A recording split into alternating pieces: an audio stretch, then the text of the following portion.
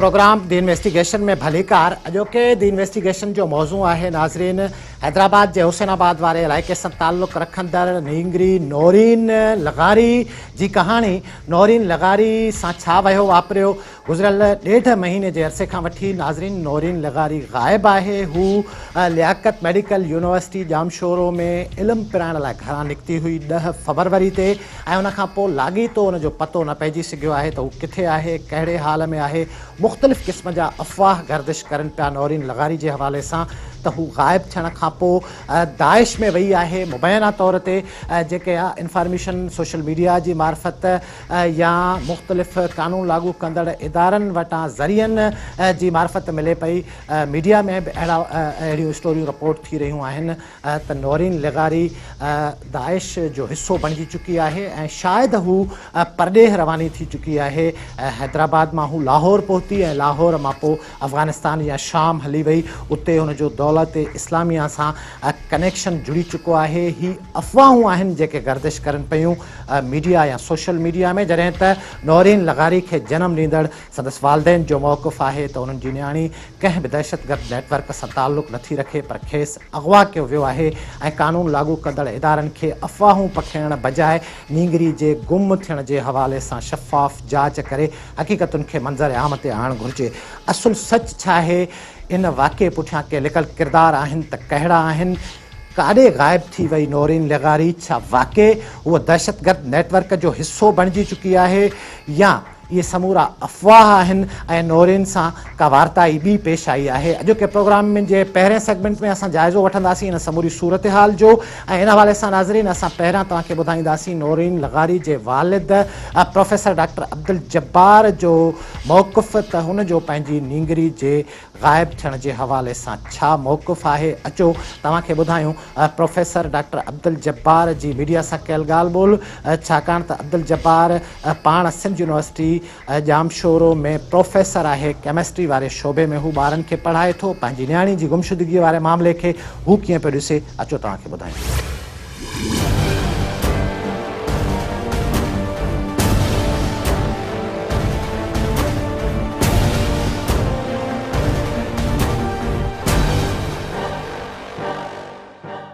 मां उन ॾींहुं बि यूनिवर्सिटी अचण जे लाइ तयारी पई कई, नंढड़ी बि तयारी पई थी ऐं मां उनखे चुमियूं ॾिनियूं आहिनि, भाकुर पाता आहिनि, नंढड़ी खे प्यारु कयो आहे ऐं मूंखे का तब्दीली का चेंज नज़र न आई। इवन घर जी का शइ मिसिंग न आहे ऐं बेबी ईअं गुम थी वई।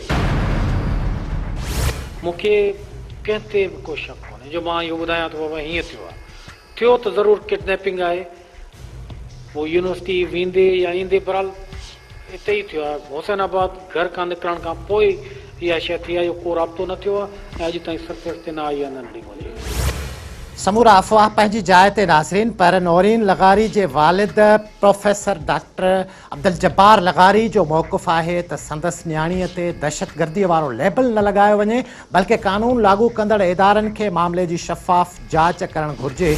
असांजी इहा गुज़ारिश हूंदी इन्हनि खां त अहिड़े क़िस्म जो ग़लति क़िस्म जो को बि तासुर को बि लेबल न लॻायो वञे असांजी औलाद ते, छो जो हर कंहिंखे नियाणियूं आहिनि, हर को नियाणी वारो आहे।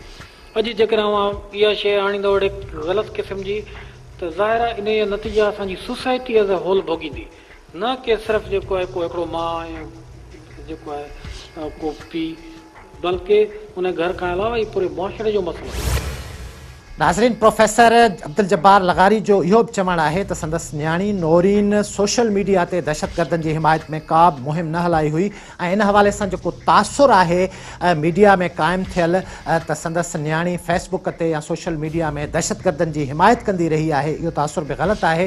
इन हवाले सां संदसि छा चवणु आहे, अचो तव्हांखे ॿुधायो। जॾहिं गाज़ा ऐं फ़लस्तीन ते बमबारी पई थी, जेका इसराइल ऐं फ़लस्तीन जे विच में, उन में ॾिठो हूंदो उन दौर में मासूम ॿारनि ते जॾहिं बमबारी पई थी त उहो कुझु वीडियोज़ अपलोड उन्हनि कया हुआ, शेयर कया हुआ, या उहे फोटोग्राफ जेके रतो रत सां भरियल उहे शेयर कया हुआ ॿारनि जा। त उहे जेके मुंहिंजी थी इंस्टाग्राम ते उन्हनि खे कुझु फोटोज़ खे जॾहिं शेयर कयो त उतां उहे वार्निंग्स आयूं हुयूं इंस्टाग्राम कंपनी खां त इहे अपलोड न करियो। तो उन ॾींहं खां असां मना कयो पंहिंजी नंढड़ी खे बाबा तूं यूज़ न कर इंस्टाग्राम, उन ॾींहं खां उहा यूज़ न कंदी हुई। बाक़ी फेसबुक ID नंढड़ी जी उन जा पासवर्ड, ईमेल ID उन जा पासवर्ड उहो सभु शेयर कयल आहे। मां इन ॻाल्हि ते क़ाइमु आहियां, जेकॾहिं को हिकिड़ी बि ॻाल्हि इहा साबित करे वञे त बसि इहो मां अव्हां जे साम्हूं आहियां, मुंहिंजे साम्हूं अची उनखे बीहारियो। जंहिं पुलिस वारे मूंखे चयो हुजे मुंहिंजी मोबाइल पई अथव, इन मोबाइल ते मूंसां कॉन्टेक्ट थियो हुजे, मूंसां फिज़िकली मूंसां मिलणु आया हुजे ऐं मूंखे मना कयो हुजे त बाबा इहा न करियो, कतई न, इहा सॼी बेबुनियाद ॻाल्हियूं आहिनि।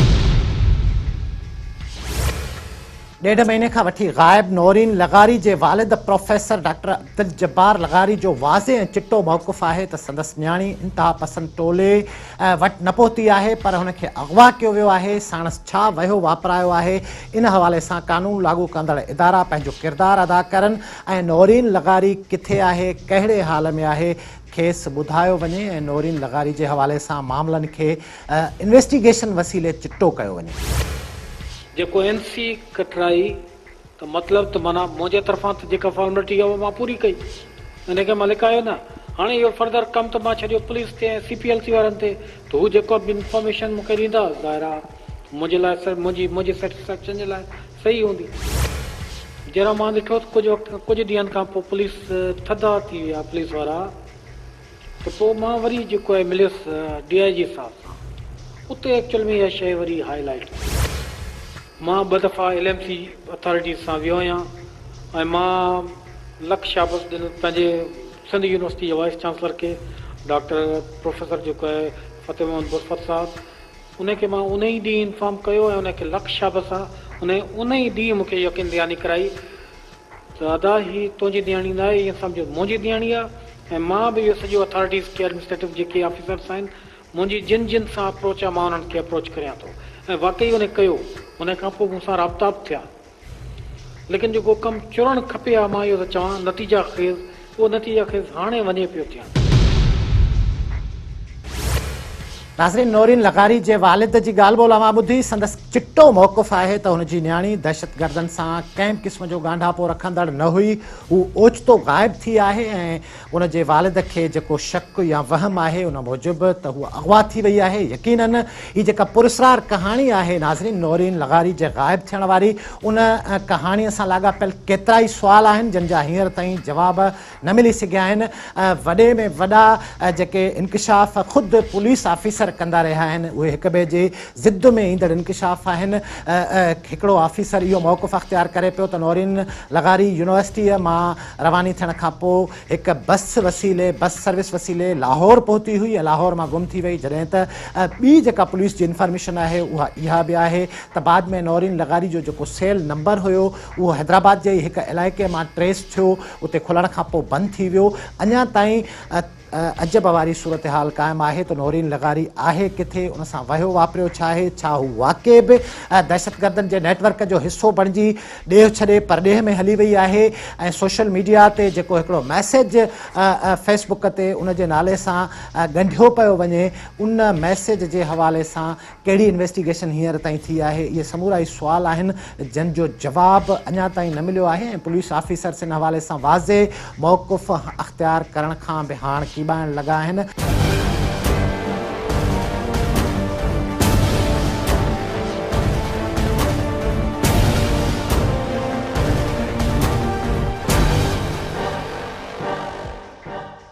नौरीन लगारी जे ग़ाइब थियण जे हवाले सां नाज़रीन लम्स यूनिवर्सिटी जे VC डॉक्टर नौशाद अहमद शेख जो छा चवणु आहे, अचो त उनजी मीडिया सां ॻाल्हि ॿोल खे ॿुधायो। पॉइंट्स से बस से आई हमारे पास, उसके बाद उसने लेक्चर कोई अटेंड नहीं किया है। जो 4 लेक्चर हुए, जो 4 क्लासेस हुए वो अटेंड नहीं किया है। उसके बाद कहाँ चली गई हैं वो जो उनके दोस्तों ने स्टेटमेंट दी है कि उसके बाद वो यहाँ से वापस पॉइंट पे नहीं गई है, लेकिन 12 बजे के बाद वो यहाँ नज़र नहीं आई हैं। एंड उसके बाद जो पुलिस ने और उनके रिश्तेदारों ने जो सारी मालूमात की है, तो वो बस में बैठ के वो लाहौर चली गई है यहाँ से। बहुत सिंपल बच्ची है वो और बहुत अच्छी तरह से वो बिहेव करती है सबके साथ। कोई उसकी दोस्ती ख़ास 2-3 बच्चियों के साथ उसकी महदूद दोस्ती होती थी और अल्दो वो इस्लामिक नज़रिए की ज़रूर थी, लेकिन कोई शिद्दत पसंदी का कोई एलिमेंट नज़र नहीं आ रहा था उसमें कोई शिद्दत पसंदी हो। नाज़रीन, गुज़िरियल केतिरे ई अरसे खां वठी सिंध जा जेके तालीमी इदारा आहिनि, दर्सगाहूं आहिनि, उते नियाणियुनि सां जेके वार्ताऊं पेश अचनि पियूं उहे मीडिया जो मौज़ू बणिजंदियूं रहियूं आहिनि। ख़ासि तौर ते सिंध यूनिवर्सिटी या लियाकत मेडिकल यूनिवर्सिटी जे हवाले सां जेके किसा ऐं कहाणियूं साम्हूं ईंदियूं रहियूं आहिनि उहे अव्हांजे साम्हूं आहिनि। कहिड़ा सबब आहिनि जो तालीमी इदारा शागिर्दनि या ख़ासि तौर ते नियाणियुनि जे तहफ़ुज़ जे हवाले सां जोगा इंतज़ाम नथा करे सघनि ऐं कीअं यूनिवर्सिटीअ अंदरि पहुचंदड़ नियाणी ओचितो उतां ग़ाइब थी वई जंहिंजो अञा ताईं पतो न पइजी सघियो आहे। इन हवाले सां लम्स जे वीसी जो वधीक छा चवणु हुयो? हमारी स्टूडेंट थी वो, और उसके हम पूरा उनके पेरेंट्स के साथ भी तावन कर रहे हैं, एजेंसीज के साथ भी तावन कर रहे हैं, पुलिस भी बहुत उसमें एक्टिव है। और हमने इंक्वायरी कमेटी बनाई जिसमें देखा कि यहाँ पे कोई ऐसा एलिमेंट है जो हमारे बच्चों का जहन जो है वो चेंज कर सकें, लेकिन हमें यूनिवर्सिटी में ऐसे कोई शाहिद नहीं मिले हैं कि यहाँ यूनिवर्सिटी में इस किस्म का एलिमेंट हो। लेकिन बच्चियाँ या बच्चे यहाँ से घर जाते हैं, उसके बाद कहाँ जाते हैं वो तो हमारे इल्म में नहीं होता है। हमने इंक्वायरी कमेटी बनाई जिसमें देखा कि यहाँ पे कोई ऐसा एलिमेंट है जो हमारे बच्चों का जहन जो है वो चेंज कर सकें, लेकिन हमें यूनिवर्सिटी में ऐसे कोई शाहिद नहीं मिले हैं कि यहाँ यूनिवर्सिटी में इस किस्म का एलिमेंट हो।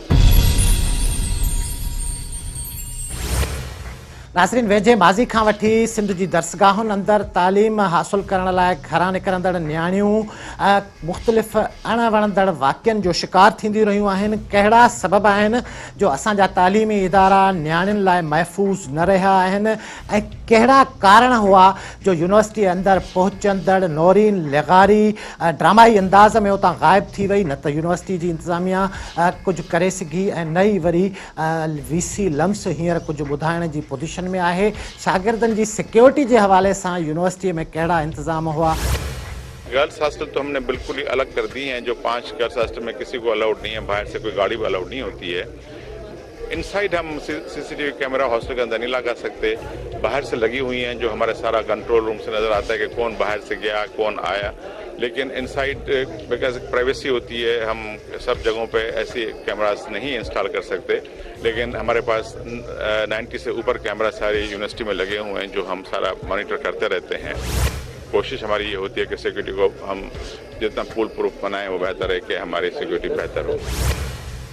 नौरीन लगारी जे ग़ाइब थियण वारो वाक़ियो न रुगो संदसि ख़ानदान लाइ ॻणतीअ जो सबबु आहे नाज़रीन, पर सॼी सिंध में हिकिड़ी ॾहकाव वारी सूरत हाल क़ाइमु थियल आहे ऐं केतिरा ई सुवाल जनम वठनि पिया त छा असांजे तालीमी इदारनि में इंतिहा पसंदनि सां लाॻापियल माण्हू पहुची चुका आहिनि जेके असांजे नए नसुल खे इंतिहा पसंदी तरफ़ दहशतगर्दी तरफ़ उकसाए रहिया आहिनि, या नौरीन लगारी जे ग़ाइब थियण वारे वाक़े पुठियां का ॿी कहाणी लिकल आहे कि अहिड़ा लिकल किरदार आहिनि जिन खे ज़ाहिर करण खां पुलिस ऑफिसर कीबाइनि पिया। कहिड़ा सबब हुआ, छा वहियो वापरियो, कीअं वाक़ियो पेश आयो? यकीनन इन समूरी सूरत हाल तां परदो त पुलिस जी इन्वेस्टिगेशन ई खणंदी। इन ॾिस में सिविल सोसाइटी वटि कहिड़ा ख़दशा आहिनि, इन हवाले सां असां हलंदासीं इरफाना मलाह वटि। शागिर्दियाणिया यूनिवर्सिटीअ मां गुम थी आहे।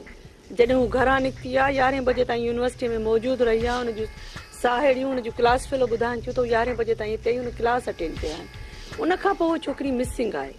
हाणे उन जे हवाले सां असांजो बुनियादी जेको कंसर्न आहे, जेको असां बुनियादी तौर ते ॻाल्हि चाहियूं था त असांखे सबूत ॾिना वञनि त नौरीन किथे आहे। अगरि हू चवनि था त हुनखे इंतिहा पसंद तंज़ीम खे जॉइन कयो आहे या हुनजो हिसो थी आहे त छा उहा तन निकिरी वई हूंदी हिकिड़ी नंढड़ी 19 सालनि जी ॿारड़ी? उनजा फैसिलिटेटर कहिड़ा आहिनि, कहिड़ा माण्हू आहिनि जिन उनखे मोटिवेट कयो आहे? डेवो जे अॾे ताईं वई आहे त हू कीअं वई आहे घरां? त हू टको बि घणी न निकिती आहे। हुनजो मोबाइल रिकॉर्ड साफ़ सुथरो आहे त इहे जेका बि स्टोरी आहे या पुलिस जंहिं बि तहक़ीक़ात ते पहुती आहे या त उहे तहक़ीक़ात पधरियूं कयूं वञनि त शक शुबा ख़तमु कया थियनि। ऐं जेकॾहिं हुननि वटि अहिड़ा मुस्तनद सबूत आहिनि त छोकिरी दाइश खे या कंहिं ॿी इंतिहा पसंद तंज़ीम खे जॉइन कयो आहे त इहो तमामु वॾो हिकिड़ी जेका आहे सा ख़तरनाक ख़बर आहे। उन जे हवाले सां पुलिस कहिड़ा अपा वरिता? हिकु महीने खां हिकिड़ी छोकिरी गुम आहे ऐं पुलिस कहिड़ो तहरुक वरितो आहे? कीअं इहो जेको आहे सो असांखे यकीन अचे त असांजी ॿियूं नियाणियूं न हलियूं वेंदियूं? ऐं जेकॾहिं अहिड़ी का ख़तरनाक तंज़ीम असांजे इदारनि में कमु करे रही आहे त पुलिस छो ख़ामोश आहे, सिंध गवर्नमेंट छो ख़ामोश आहे। उन हवाले सां यूनिवर्सिटी इंतिज़ामिया जो छा मौक़िफ़ आहे, उन खां पुछा गुछा छो न कई वई आहे, आला सतह ते का इंक्वायरी कमेटी छो न जोड़ी वई आहे। तंहिंजे करे असां अॼु बि मुतालबो कयूं था त पुलिस जंहिं बि ज़ावे सां तहक़ीक़ कई आहे उन वटि जेके बि सबूत आहिनि त पधरा कया वञनि। ॿियो त जेकॾहिं IG, DIG ऐं SSP जहिड़ा ज़िम्मेवार ऑफिसर इहा ॻाल्हि चई रहिया आहिनि त छोकिरीअ दाइश खे जॉइन कयो आहे ऐं जेकॾहिं उन्हनि खे यकीन आहे त असांखे सबूत ॾियनि। उन खां पोइ जेकॾहिं उन वटि सबूत आहिनि त इहो ॿुधाइनि त असांजा जेके तालीमी इदारा आहिनि जंहिंमें हज़ारे सिंध जा ॿार पढ़नि था उन्हनि ॿारनि जो मुस्तक़बिल ख़तरे में आहे। हिते कहिड़ा अहिड़ा फ़र्द आहिनि जेके दाइश जा फैसिलिटेटर आहिनि, उन्हनि जो सराग लॻायो वञे ऐं हीअ तमामु ख़तरनाक ॻाल्हि आहे। अहिड़ो को अमल ख़ुदा न ख़ास्ता थियो आहे त उन जे हवाले सां जेतिरो तहरुक वठणु घुरिजे, जेके क़दम खयां वञनि उहे महीने ताईं न खयां विया आहिनि। ॿी इहा ॻाल्हि आहे त छोकिरीअ जे वालिद जी जो इहा राय आहे त न्याणी जेका आहे अगवा थी वई आहे, त इन पासे खे बि इग्नोर नथो करे सघिजे। इहो बि थी सघे थो त अगवाकारनि जेके आहिनि पंहिंजे पाण तां टेंशन हटाइण लाइ इन क़िस्म जो ड्रामो कयो हुजे, कूड़ियूं फेसबुक आइडियूं ठाहियूं हुजनि, त असां चाहियूं था त हिन वाक़े जी घण रुखी तहक़ीक़ थियणु घुरिजे, हर रुख खां इन्वेस्टिगेट थियणु घुरिजे। उहे फेसबुक IDs जूं IP एड्रेसिस कढणु घुरिजनि, मोबाइल फ़ोनुनि जी छोकिरीअ जी लोकेशन मालूम कई वञे। अगरि IG चए थो छोकिरी हैदराबाद में आहे त उनखे पधिरो कयो वञे। छा सबब आहिनि जो 1.5 महीनो गुज़रण खां पोइ बि पुलिस क्लियर नाहे त नौरीन लगारी खे अगवा कयो वियो आहे, हू पाकिस्तान में आहे, हू हैदराबाद में आहे, हू लाहौर में आहे या मुल्क खां ॿाहिरि हली वई आहे। जेकॾहिं वाक़ई बि हू दहशतगर्द नेटवर्क जो हिसो बणिजी चुकी आहे त उन नेटवर्क में शामिल कहिड़ा किरदार हुआ जिन नौरीन खे दहशतगर्दी तरफ़ उकसायो, या नौरीन जे ग़ाइब थियण वारे वाक़े पुठियां के ॿिया कारण आहिनि त उन्हनि खे ज़ाहिर करणु खपे। इंतज़ारु कंदासीं असां पुलिस जी इन्वेस्टिगेशन जो ऐं कोशिशि कबी त पंहिंजे ईंदड़ प्रोग्रामनि में अव्हांखे ॿुधायूं त नौरीन लगारी वारी जेका कहाणी आहे उन जे पुठियां लिकल राज़ कहिड़ा आहिनि। अॼोके प्रोग्राम जे पहिरें सेगमेंट में नाज़रीन रुॻो एतिरो हुयो जेको असां अव्हांजे साम्हूं रखीसीं सूरत हाल।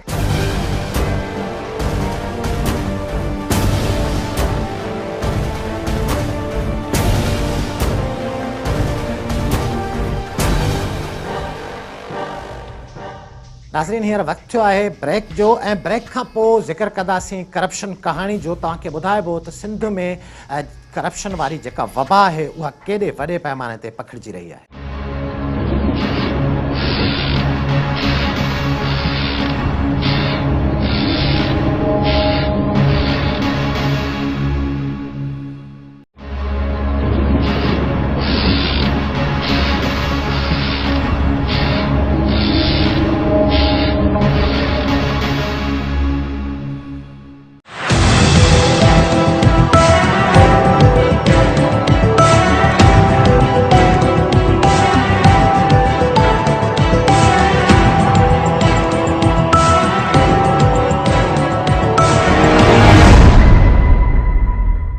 वेलकम बैक नाज़रीन। प्रोग्राम के बे सेगमेंट में जिक्र कंदासीं करप्शन कहाणियुनि जो। सिंध के मुख़्तलिफ़ इलाइक़नि में करप्शन जा वॾा वॾा स्कैंडल्स तव्हां असांजे साम्हूं ईंदा रहिया आहिनि। आख़िर कहिड़ा सबब आहिनि जो करप्शन के हवाले सां सिंध जो नालो बार बार खयो वेंदो आहे। हीअं नाज़रीन तव्हां असां जे टैक्स के पैसनि मां ब्यूरोक्रेट्स या करप्ट पॉलिटिशियंस करप्शन करनि था। मेगा करप्शन स्कैंडल्स जेके आहिनि उहे रोज़ बरोज़ तव्हांजे साम्हूं ईंदा आहिनि। पर अॼोके प्रोग्राम में असां हिते ज़िक्र कंदासीं हैदराबाद सां लाॻापियल ॿ स्कैंडल जेके आहिनि उहे ताज़ो नैब कार्रवायूं कयूं आहिनि। कुझु ॾियारा पहिरियां नैब पारां डिस्ट्रिक्ट अकाउंट्स ऑफिसर अॻूणे district accounts officer Mushtaq Ahmad Sheikh खे गिरफ़्तार कयो वियो नाज़रीन हैदराबाद मां। ऐं उन जे कब्ज़े मां नैब मौजूदु 3 अरब रुपयनि जी प्रॉपर्टी, कैश ऐं सोन समेत 3 अरब रुपयनि जी मालियत वारियूं शयूं त हाणे शुरूआती छापनि दौरान नेब खे मिलियूं आहिनि ऐं 14 ॾींहंनि जे रिमांड ते आहे अञा मुश्ताक अहमद शेख, जेको अॻूणो एडिशनल डिस्ट्रिक्ट अकाउंट्स ऑफिसर आहे हैदराबाद जो। ही हिकिड़ो मिसाल आहे जंहिंमें नेब हथु विधो आहे। डिस्ट्रिक्ट्स केतिरियूं आहिनि सॼी सिंध में ऐं उन्हनि में केतिरा डिस्ट्रिक्ट अकाउंट्स ऑफिसर आहिनि, केतिरा रहिया हूंदा, केतिरा हाज़ुर सर्विस आहिनि, केतिरा अॻूणा आहिनि, तव्हां अंदाज़ो लॻाए सघो था। जेकॾहिं नेब पारां हिकिड़े डिस्ट्रिक्ट अकाउंट्स ऑफिसर में हथु विधो वियो आहे त उन वटां पहिरें धक में 3 अरब रुपयनि जी मालियत जूं शयूं, यानी उन में नगद रक़म आहे, ॾेही तोड़े परॾेही करंसी, जीअं मूं तव्हांखे ॿुधायो त 3 किलो सोन आहे। उनखां अलावा उन जूं मिल्कियतूं, गाॾियूं, लग्ज़री लाइफ, बेंगलोर्स, फार्म हाउसिस, अलाए छा मां छा। नेब जी इन्वेस्टिगेशन मूजिबि हींअर ताईं निकितो आहे ऐं अञा ही जेको शख़्स आहे उहो नेब जी तहवील में आहे। हाणे ही जेको सुवालु आहे या जेका इन्वेस्टिगेशन वारो प्रोसेस आहे उन में ख़बर पवंदी त इन नेक्सस में, इन नेटवर्क में वधीक कहिड़ा किरदार आहिनि। शुरूआती तौर ते नेब ज़रियनि जो चवणु आहे त हीउ जेको नेटवर्क आहे उन में सवें माण्हू मुलविस आहिनि ऐं मुख़्तलिफ़ बैंकूं बि हिन नेटवर्क जो हिसो आहिनि, छाकाणि त डिस्ट्रिक्ट अकाउंट्स ऑफिसर जी हैसियत में मुश्ताक अहमद शेख न रुॻो पंहिंजे उहिदे ते पंहिंजे अख़्तियारनि खे नाजाइज़ इस्तेमालु कंदो रहियो, पर हू जाली बिल ठाहे मुख़्तलिफ़ मुलाज़िमनि जे बिलनि जी मद में, उनजी इनरोलमेंट फंडिंग जे मद में, पेंशन जी मद में, पघारुनि जी मद में, डिफरेंसिस जी मद में करोड़ें रुपया, लखें रुपया लुटींदो रहियो। केतिरनि ई सालनि खां वठी संदसि इहा प्रैक्टिस रही ऐं हिन प्रैक्टिस में केतिरा ई माण्हू बि उन सां गॾु मुलविस थी सघनि था। ताज़ो जेको करप्शन जो ॿियो मेगा स्कैंडल आयो आहे नाज़रीन साम्हूं, उहो आहे मीरपुर ख़ासि सां ताल्लुक़ रखंदड़ डिस्ट्रिक्ट एजुकेशन ऑफिसर बच्चू मल सां लाॻापियल। बच्चू मल 16हें ग्रेड जो ऑफिसर आहे ऐं उन वटां पिणु करोड़ें रुपयनि जी मालियत जी कैश रक़म ऐं मुख़्तलिफ़ प्रॉपर्टीज़ साम्हूं आयूं आहिनि। नेब जी कार्रवाई मूजिबि ऐं नेब जो मौक़िफ़ आहे त बच्चू मल पिणु जाली नौकरियूं ॾींदो रहियो आहे, जाली आर्डर ॾींदो रहियो आहे माण्हुनि खे ऐं इन जालसाज़ी वारे धंधे मां हुन रुॻो पंहिंजे ज़िले मां करोड़ें रुपया कमाया आहिनि ऐं उनजे इन नेटवर्क में केरु केरु मुलविस आहे, केतिरा माण्हू मुलविस थी सघनि था ऐं इहो कहिड़ो गोरख धंधो आहे नाज़रीन सिंध में जेको बंदि न पियो थिए। वरियनि खां वठी सिंध में पुलिस डिपार्टमेंट में, एजुकेशन डिपार्टमेंट में ऐं ॿियनि मुख़्तलिफ़ डिपार्टमेंट्स में जाली आर्डर जारी करण वारो सिलसिलो जारी आहे। भेरे भेरे सां कार्रवायूं थींदियूं रहियूं आहिनि, स्कैंडल्स बि साम्हूं ईंदा रहिया आहिनि, पर हिन महिल ताईं कंहिंखे बि इबरतनाक अंजाम ताईं न पहुचायो वियो आहे, जंहिं करे अञा ताईं अॼु ताईं बि हीउ सिलसिलो जारी आहे ऐं जेके लाॻापियल इदारा आहिनि उहे पंहिंजो कमु या पंहिंजो किरदारु अदा करण में नाकाम रहिया आहिनि, जंहिंजे करे हज़ारे बेरोज़गार माण्हू लुटजनि पिया, फुरजनि पिया। कहिड़ा कारण आहिनि ऐं कहिड़ा सबब आहिनि जो सिंध में करप्शन न पियो रुकिजी सघे ऐं तमामु महदूद कार्रवायूं असांखे नज़र अचनि पियूं। उन समूरी सूरत हाल ते ॻाल्हि ॿोल कंदासीं।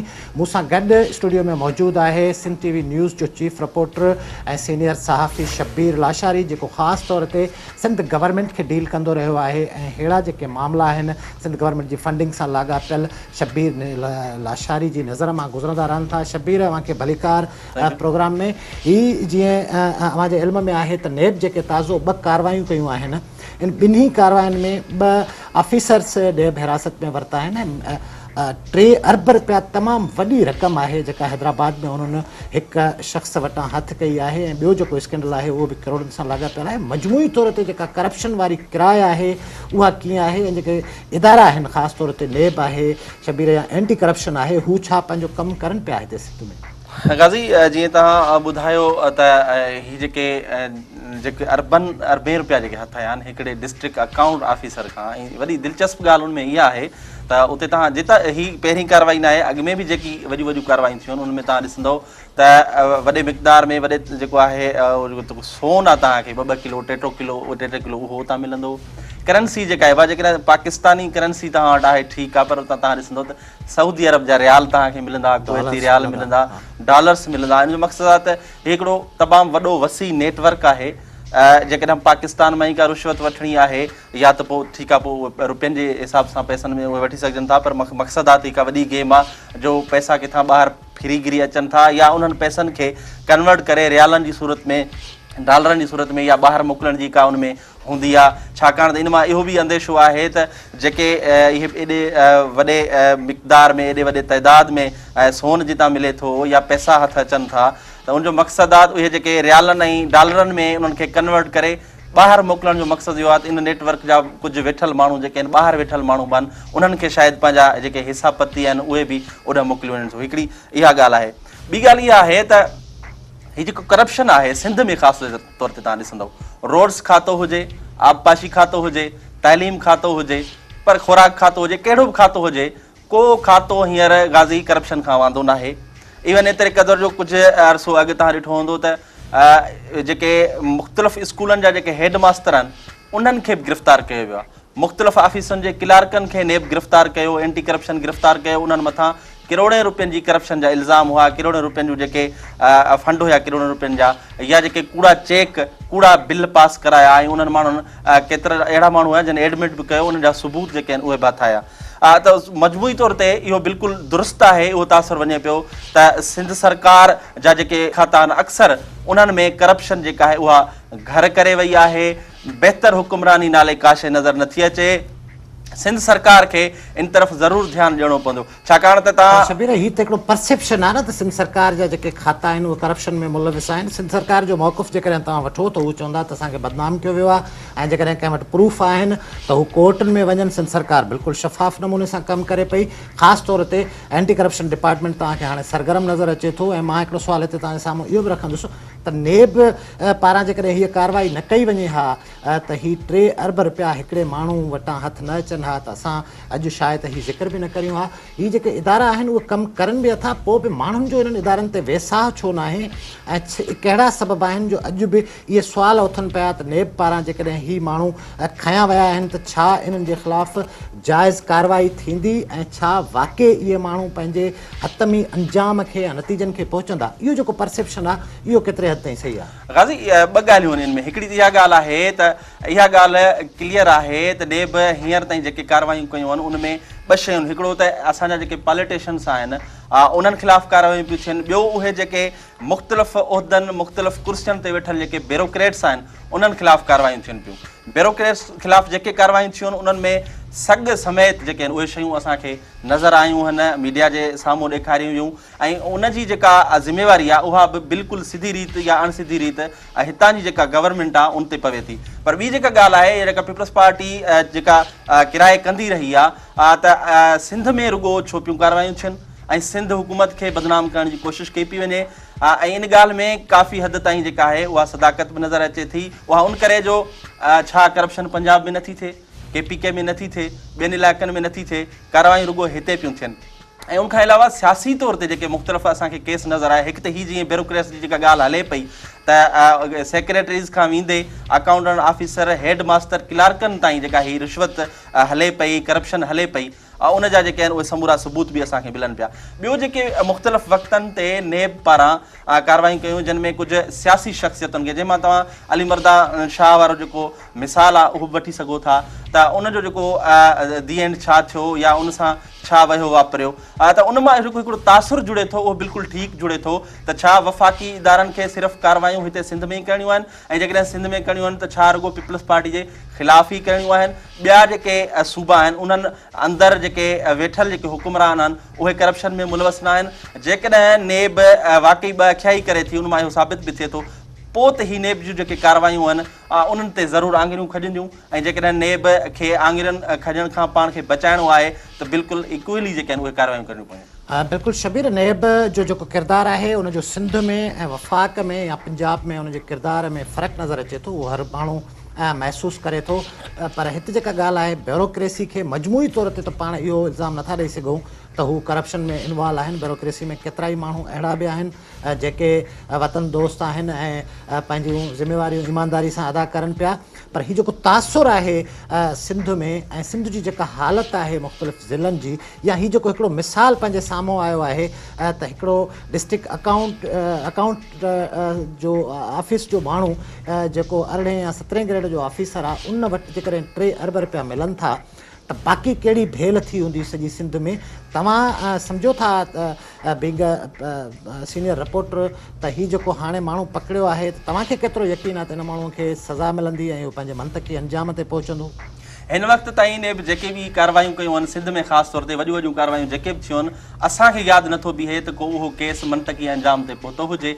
छा थो थिए कीअं थो थिए अॻिते हली, छाकाणि त पिली बार गेन ॿियूं शयूं जेके आहिनि उहे अची वञनि थियूं, उहे केस काॾे गुम थी था वञनि, उहे रेफरेंस काॾे हलिया था वञनि, मंज़र ते ई नथा अचनि। ऐं उनखां अलावा ॿी जेका तव्हां ॻाल्हि कई त छा ब्यूरोक्रेट्स जेके आहिनि उहे उन में मुलवस आहिनि, उन मां तव्हां इहो इन मां अंदाज़ो लॻायो त असां वटि इहा हालत आहे गाज़ी इवन एतिरे क़दुरु जेकॾहिं को फर्श बंदी जो ठीको बि आहे, कंहिं घटी ऐं कंहिं नाली जो ठीको बि आहे, उहो जॾहिं ठेकेदार खां खणणु थो वञे त उन सां पहिरें ॾींहं ते परसेंटेज ॻाल्हाई थी वञे त बाबा तव्हांखे ठीको मिलंदो, एतिरा सैकड़ा तव्हांखे असांखे ॾियणा पवंदा। उनखां पोइ जॾहिं हू कमु करे थो, कमु करण खां पोइ हू एक्सीएन वटि वञे थो त हलो तव्हां जेको आहे मूंखे हली मुंहिंजो कमु ॾिसो ऐं क्लियरेंस ॾियो, त हू चए थो भाऊ मां ईअं न कंदुसि, मूंखे तव्हां केतिरा सैकड़ा ॾींदो, त उते उनजा 5 सैकड़ा अलॻि रखियल आहिनि। उनखां पोइ जॾहिं उहो उतां पास थी वरी जेको आहे ऑडिट वारनि वटि अचे थो त उहे बि चवनि था त भई जेकॾहिं कमु थियो आहे त असांखे 2 सैकड़ा ॾियणा पवंदो, जेकॾहिं कमु ई न थियो आहे त असांखे 5 सैकड़ा ॾियो। उनखां अलावा अञा जॾहिं हू बिल कराइण था वञनि, उनजा जेकॾहिं बिल थी था अचनि त तव्हां ट्रेज़री ऑफिसनि में वञो, तव्हां इवन बैंकुनि में वञो, उते परसेंटेज मुक़ररु थियल आहे बिलनि ते। पोइ जॾहिं अहिड़े क़िस्म जो हिकिड़ो ॼार आहे बिल्कुलु सभिनी पासनि खां त सभु को पंहिंजे हिसे लाइ वात फाड़ियूं वेठो आहे, पोइ बेड गवर्नेंस छो न थींदी ऐं रिश्वत जेका आहे उहा बंदि कीअं थींदी? इहा हिकिड़ी ॻाल्हि। ॿी इहा ॻाल्हि आहे त हिन वक़्तु ताईं नेब जेके बि कार्रवाई कयूं आहिनि उन्हनि खे असां सिंध में मंतकी अंजाम ताईं पहुचंदे न ॾिठो आहे ऐं इहो हिकु नेब जे मथां ऐं ॿियनि जेके वफ़ाक़ी इदारा आहिनि उन्हनि मथां हिकु सवालिया निशान आहे। बिल्कुलु जीअं शबीर चयो नाज़रीन त हिते तोड़े जो असां आङुर नथा खणी सघूं कंहिं बि माण्हूअ ते, असांखे इहो हक़ न आहे, इहो अख़्तियार न आहे, पर जेको परसेप्शन आहे जनरली सोसाइटीअ में क़ाइमु उहो इहो आहे त करप्शन काहे पियो आहे ऐं जेके लाॻापियल इदारा आहिनि तोड़े जो अहिड़ियूं क़िस्म जूं कार्रवायूं कंदे नज़र बि अचनि पिया, तॾहिं बि माण्हुनि जो वेसाह बहाल नथो थिए, आम माण्हू एतमाद कंदे नज़र न पियो अचे त नेब या एंटी करप्शन जे ख़ौफ़ सबबु करप्शन बंदि थी वेंदो। ऐं यकीनन आम माण्हुनि जो हिन में ॾोह बि न आहे, छाकाणि त हिते कानून पंहिंजो किरदारु अदा कंदे नज़र न पियो अचे ऐं इहो तमामु घटि मिसाल आहिनि अहिड़ा जंहिंमें करप्शन कंदड़ माण्हुनि खे, ॾोहारी फैक्टर खे, ताक़तवर माण्हुनि खे सज़ाऊं मिलंदियूं हुजनि ऐं उन्हनि खे इबरत जो मक़ाम या इबरत जो निशान बणायो वेंदो हुजे। चवणी त इहा बि आहे त हिते असांजी सोसाइटीअ में कानून कोरीअड़े जे ॼार बराबरि आहे, जंहिंमां ताक़तवर माण्हू आराम सां निकिरी वञे थो ऐं कमज़ोर ऐं बेवस माण्हू फांसी पवे थो ऐं फांसी फटकी फटकी दम टोड़े वञे थो। नाज़रीन अॼोकी जेको प्रोग्राम जो असांजो ही सेगमेंट आहे उन में अव्हांखे इहो ॿुधाइण जी कोशिशि कईसीं त जेका करप्शन कहाणियूं आहिनि ख़ासि तौर ते सिंध में उहे केॾी वॾी शिदत सां जारी आहिनि। हीअ जेके 2 एग्ज़ाम्पल्स आहिनि, इहे 2 माण्हू अञा ताईं नेब वटि आहिनि ऐं नेब जी इन्वेस्टिगेशन जारी आहे। पाण इंतज़ारु कंदासीं नेब हिननि माण्हुनि खे कानून जे कटहरे में आणींदी। हिते असां पंहिंजे प्रोग्राम में कोशिशि कई, बार बार कोशिशि कई त नेब जे कंहिं ऑफिसर खे असां पंहिंजे प्रोग्राम में शामिलु करियूं ताकी इहो मालूम करे सघूं त नेब जी हींअर ताईं वारी इन्वेस्टिगेशन इन मामले ते किथे पहुतल आहे, छाकाणि त हिननि केसनि में आम माण्हुनि जी दिलचस्पी आहे ऐं आम माण्हुनि जी दिलचस्पी इन बुनियाद ते आहे त हीअ जेके पैसा आहिनि अरबे रुपया इहे आम माण्हुनि सां ताल्लुक़ु रखनि था, आम माण्हुनि जी टैक्स सां ताल्लुक़ु रखनि था, क़ौमी नाणे मां हीअ लुटफ़ुर कई वई आहे। इन करे ज़रूरी आहे त नेब जा लाॻापियल ऑफिसर इन ॾस में इन्वेस्टिगेशन जे हवाले सां बि आम माण्हुनि खे एतमाद में वठनि त जीअं जेका पुलिसवारियत आहे जांच जे हवाले सां या मुख़्तलिफ़ मेगा स्कैंडल्स जे हवाले सां उहा ख़तमु थिए ऐं आम माण्हुनि जो कानून जी हुकुमरानीअ ते वेसाह वधे। नाज़रीन अॼोके प्रोग्राम में रुगो एतिरो, ईंदड़ प्रोग्राम में वरी मिलंदासीं नए मौज़ू सां। पंहिंजे मेज़बान गाज़ी झंडेर खे ॾींदा इजाज़त।